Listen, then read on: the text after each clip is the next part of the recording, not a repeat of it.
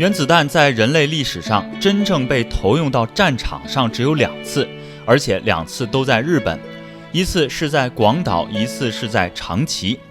对日本使用原子弹也是各国在与日本进行多次沟通协商无果之后做出的决定，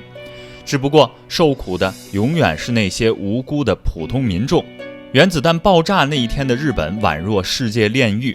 火海中只听得一片此起彼伏的哀嚎声，至此全世界才真正见识到原子弹的真正威力。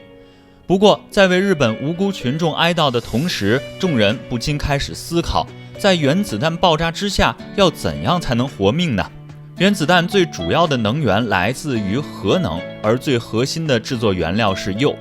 能源聚集发生原子反应，投放之时眼睛还未眨一下，原子弹内部的各个重量级元素就已经快速发生反应，最终在微秒的时间段内释放出毁天灭地般的摧毁力。而在浓厚的蘑菇云笼罩之下的生灵几乎无一幸免。不过在这样的情况下，还真的有人幸存了下来，而他给出的答案则是跳到水里面去。这个看似再普通不过的一句回答，却引发了科学界的一顿热烈讨论。据原子弹爆炸后的幸存者说，当天原子弹爆炸的时候，他正在水中游泳，在一声惊雷巨响之后，河中的水开始变得无比滚烫。多年的游泳经验促使他在短时间内迅速做出调整，他猛地往水中一扎，就往深水区游去。深水区域的寒冷替他抵御了翻滚在河面上的热浪，也让他有幸逃过一劫。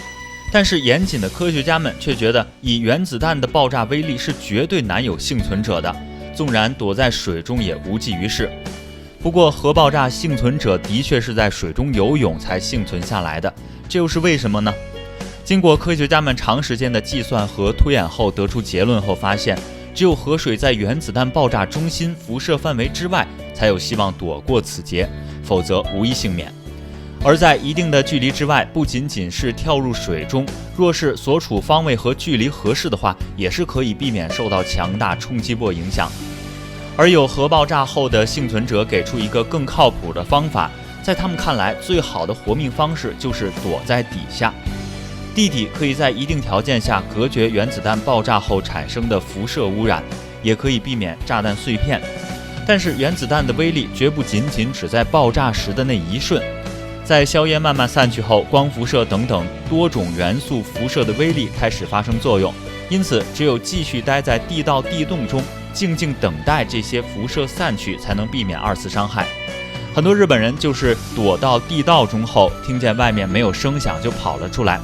但是藏在空气中的粉尘污染和光污染也会严重的损害他们的身心健康。好了，今天的视频就到这里，喜欢的可以点击右下角关注我们。